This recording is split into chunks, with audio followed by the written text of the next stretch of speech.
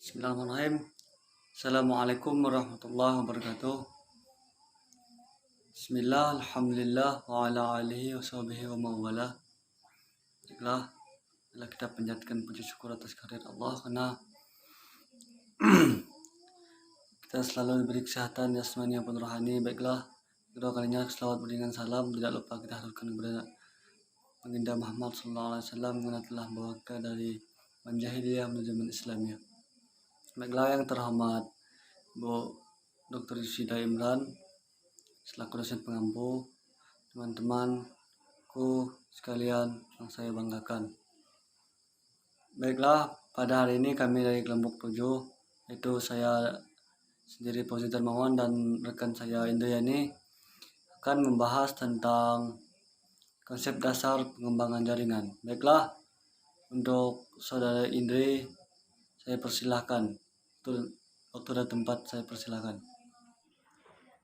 Baiklah, saya ucapkan terima kasih kepada moderator yang dimana telah memberikan saya kesempatan untuk menjelaskan materi kita pada hari ini ya.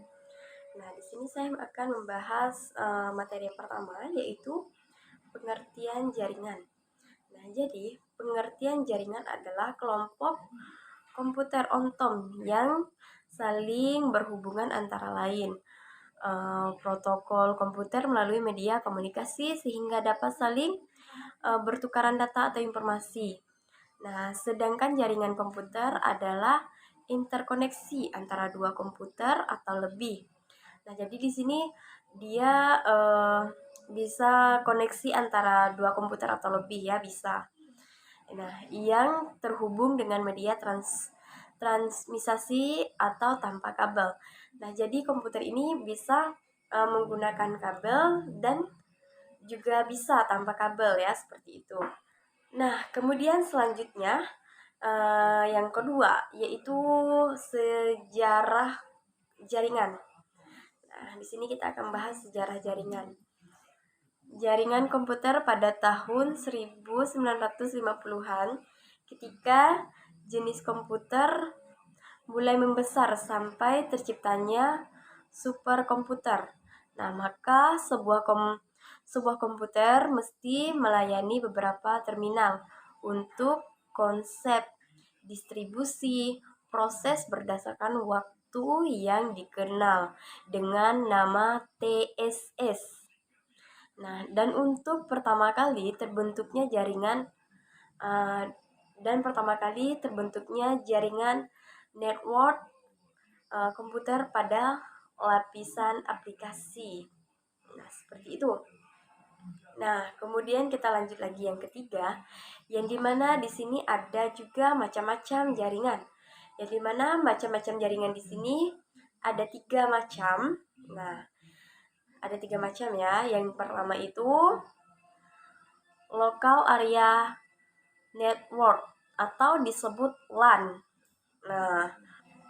Nah, kemudian yang kedua di sini adalah metropolitan area network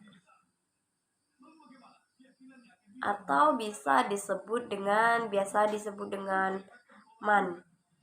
Nah, kemudian yang terakhir, yang ketiga ya. Yang ketiga itu ada wide network atau disebut dengan WAN. Nah, kalau yang kedua tadi itu metropolitan area network itu disebut dengan MAN. Kalau yang wide network itu disebut dengan WAN. Nah, beda ya MAN sama WAN. Nah, baiklah, di sini saya akan menjelaskan dari yang pertama ya. Yang dimana yang pertama itu Local Area Network atau disebut LAN. Nah, LAN di sini adalah sejumlah komputer yang saling berhubungan bersama di dalam suatu area tertentu yang tidak begitu luas. Nah, berarti LAN ini dia itu berhubungan tapi tidak begitu luas ya. Tidak begitu luas seperti jaringan yang lain gitu. Nah, seperti itu. Kemudian yang kedua di sini ada Metropolitan Area Network. Nah, disebut dengan MAN. Nah, sebuah MAN di sini biasanya meliputi area yang lebih besar dari LAN. Nah, jadi MAN di sini lebih besar dari LAN. Nah, misalnya antara gedung dalam satu daerah atau bisa disebut wilayah seperti provinsi atau negara. Nah, negara sebagian seperti itu ya. Nah, berarti dia ini lebih besar dari LAN. Nah, kalau LAN tadi itu hanya meliputi dalam suatu gedung saja. Nah, itu contohnya ya. Nah, kemudian yang terakhir, yang ketiga ya. Yang ketiga di sini ada WIR network. WIR network atau disebut dengan WAN. WAN adalah jaringan yang biasanya sudah menggunakan media wireless. Nah, saranan satelit ataupun kabel serta optics. Nah, karena jangkauannya tuh lebih luas ya, lebih luas dari LAN sama MAN tadi. Nah, WAN ini lebih luas ya, tetapi mulai menjangkau area atau wilayah otoritas. Nah, negara lain. Berarti dia ini bisa menjangkau ke negara lain, tidak hanya seperti di gedung atau negara tertentu saja, tapi dia ini juga menjangkau ke negara-negara lain, sehingga jaringan ini luas ya, luas dari LAN sama MAN tadi. Nah, seperti itu. Nah, mungkin hanya ini bisa saya sampaikan. Saya kembalikan ke moderator dan akan dilanjutkan oleh moderator. Nah, saya selanjutnya akan melanjutkan materi dari saudari Indriani, itu di bagian D, macam-macam topologinya. Sebelum kita masuk ke macam-macamnya, kita akan menjelaskan tentang pengertian topologi jaringan. Pengertian topologi jaringan ialah gambaran perencanaan hubungan antara komputer dalam local area network yang umumnya menggunakan kabel. Nah, jadi jaringan ini pada umumnya menggunakan kabel sebagai media transmisi dengan konektor internet, card, dan perangkat pendukung lainnya. Nah, topologi jaringan ini mempunyai banyak macam atau banyak jenis, yaitu 6 jenis. Itu yang pertama, topologi bus. Topologi ini merupakan bentangan dari satu kabel yang kedua ujungnya ditutup. Jadi dalam satu kabel kan ada dua ujung. Jadi dua ujung ini ditutup, di mana sepanjang kabel terdapat node-node sinyal dalam kabel. Dengan topologi ini dilewati satu arah sehingga memungkinkan sebuah collision terjadi. Nah, itu topologi bus. Kemudian topologi ring. Topologi ini yang berupa lingkaran tertutup yang berisi node-node sinyal mengalir dalam satu arah sehingga dapat menghindarkan terjadinya collision, sehingga memungkinkan terjadinya pergerakan data yang sangat cepat. Itu topologi ring. Kemudian topologi star. Topologi star ini adalah node berkomunikasi langsung dengan stasiun lain melalui central node. Traffic data mengalir dari node ke central node dan diteruskan ke node. Tujuannya adalah jika salah satu segmen kabel terputus, jaringan lain tidak akan terputus. Nah, itulah.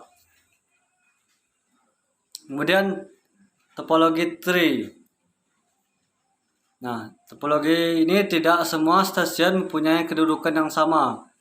Stasiun yang kedudukannya lebih tinggi menguasai stasiun di bawahnya, sehingga jaringan sangat tergantung dengan stasiun yang kedudukannya lebih tinggi.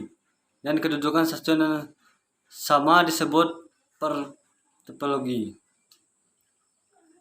Kemudian topologi mesh.